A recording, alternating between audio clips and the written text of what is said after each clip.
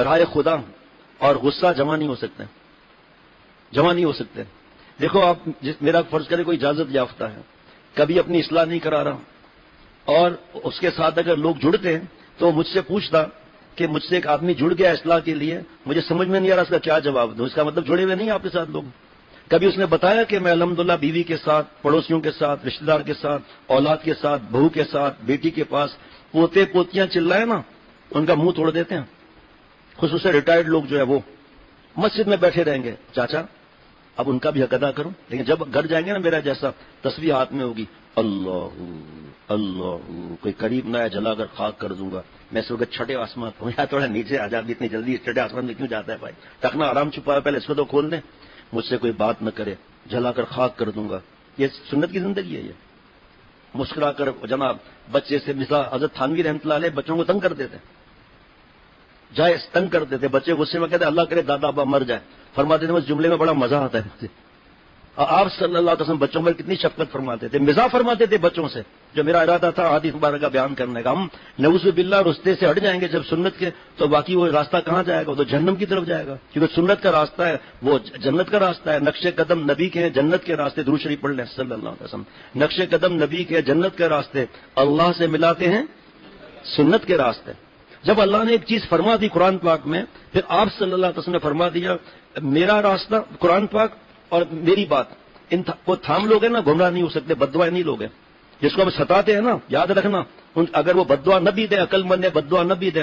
تو نکلتی ہے، نہ جائے گی میری رائے گاہ، تجھ سے فریاد ہے رب جہاں، خدا کی قسم ایسے گھروں کا مجھے پتا چلتا ہے کہ اپنے اخلاق پر رونا آتا ہے کہ بہو ایسے ناز دکھاتی ہے کہ میرے ماں باپ ہیں، وہ اکڑتے نہیں ہیں، میرے ماں باپ ہیں، اور ایسے بھی بہو بیٹیوں کا آتا ہے کہ ہم پر اتنا ظلم ہوتا ہے ہم کیا کریں، تو ان کو سمجھاتا ہوں کہ بھائی آپ کی جو پہلی زندگی تھی نا، آپ جب بچی تھی بابا کی گود میں بیٹھتی تھی، جب بڑی ہو گئی اب گود میں بیٹھنا جائز ہے نہیں، تو جس گھر میں آپ تھیں تو آپ کے والد صاحب اور والدہ اپنے حساب سے آپ کا خیال رکھتے تھے، آپ کے گھر میں ایک سسٹم بنا ہوا تھا کہ یہ کھانا بنے گا، اب جب میری بہو بیٹیوں آپ دوسرے گھر میں آ گئیں تو اپنی جگہ بنانے کے لیے آپ کو اچھے اخلاق اور صبر کا مظاہرہ کرنا ہوگا، اپنی جگہ آپ نے بنانی ہوگی، آتے ہی میرا کچن الگ چاہیے، تو آپ تو سمجھ جائے گی کہ میرے بیٹے کو مجھ سے جدا کرنے والی ہے۔ یاد رکھنا بہو ہماری نوکرانی نہیں ہے، اگر آپ کو نوکرانی رکھنا ہے تو آپ نوکرانی سے شادی کرا دو، گناہ تو نہیں ہے، وہ بھی تو آخر کسی کی بیوی ہے، تو دوسری نوکرانی بھی بیوی آپ کی بہو بن سکتی ہے۔ اب پھر میرے پاس الفاظ نہیں ہے نا آپ کو بتاؤں، یعنی کہ مجھے اپنے لیے بتا رہا ہوں غم ہوتا ہے نا، اپنے لیے بتا رہا ہوں غم ہوتا ہے یار، یہ دیکھو دین کی باتیں سن کر عمل کر رہے ہیں، گھر جنت بنا ہوا ہے، 3 4 بہویں بھی ہیں تو سب کا خیال رکھتے ہیں، اور جو بہو کہے کہ بس مجھے گھر کو چھوڑ کے جانا ہے، میری بہو بیٹیوں آپ کی ماں بھی تو اس طرح ہو سکتی ہے نا، اگر کوئی ماں اس طرح ہے تو آپ گھر چھوڑ کے چلی جاؤ گی، جیسے ماں کے ساتھ صبر کرتی ہو اس ساس کے ساتھ صبر کروں، ایسا معاملہ، ایسے معاملات ہیں الحمدللہ، یہ اگر تھوڑا غصہ بھی ہو گئے تو اللہ نے ایسا رکھا ہے کہ بیگم صاحبہ اس وقت نہیں بعد میں، سرتاج جی ہماری بیٹی ہے نا، دیکھیں آپ نے اس طرح کہا یہ تو صحیح نہیں ہے نا، اکڑ نہیں دکھاتے، نہیں حق بات جب آ گئی، اب وہ جو تکبر کا بتایا نا حق بات کو قبول نہ کرنا، تو مان لیا کہ ہاں واقعی میں سے تو زیادتی ہو گئی، اب بہو کے پسند کی چیز خرید کے لا رہا ہے، اب وہ معافی تو نہیں مانگے گا بڑا نا، لیکن اس کے پسند کی چیز دے رہا ہے، ہدیہ دے رہا ہے، تو کتنا دل خوش ہوا اس کا، اور وہاں پر دوسری طرف ظلم، ہنس نہیں سکتی ساس سسر کے سامنے، خصوصاً سسر صاحب جو ہے نا وہ ان کو تو بدماشی دکھانی ہے، اپنی بیٹی ہی نہیں سمجھتے، اس وجہ سے تباہ ہے، ان سے دین کا کام بھی نہیں پھیلتا، دین کا کام تو اس سے پھیلتا ہے جس کے بارے میں اللہ کو پتا ہے یہ میرا وفادار رہے گا، کبھی انسان ایک گناہ ہو سکتا ہے جلدی توبہ کر لے گا، لیکن فرعون نہیں بنے گا یہ، کیونکہ عقل آ گئی نا، ایسے لوگوں کو وقت لگانا چاہیے، جھاڑو لگانا چاہیے، پوچھا لگانا چاہیے، وضو خانے کا بلغم صاف کرنا چاہیے، لیکن نہیں، راجا صاحب بنے ہوئے۔ اب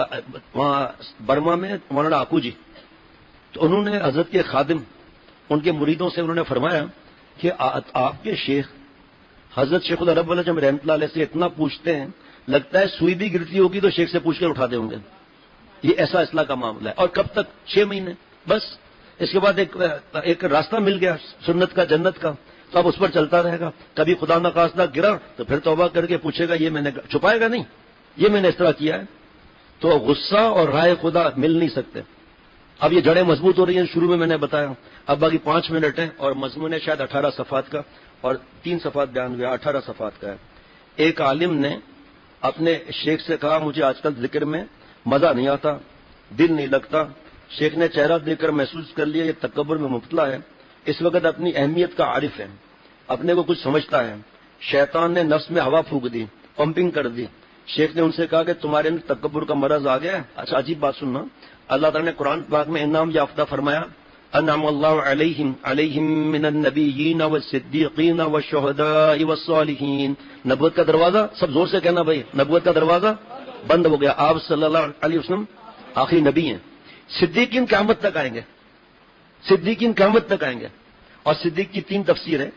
جلدی جلدی بتا دیتا ہوں۔ نمبر 1 جو کہے نا اس پہ عمل بھی کرے۔ نمبر 2 صدیق وہ ہے جس کا باطن ظاہر سے متاثر نہ ہو۔ نمبر 3 صدیق وہ ہے جس کی ہر سانس اللہ پر فدا ہو۔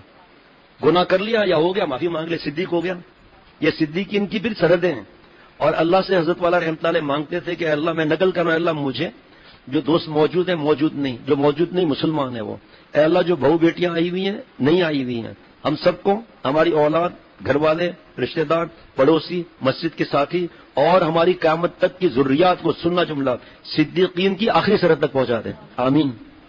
تکبر والے بھائی تکبر کی وجہ سے تو غصہ ہے، حقیر سمجھ رہا ہے اپنے کو بھائی، جیسے آپ اور ہم سنیں تو صحیح، من تواضع للہ رفعہ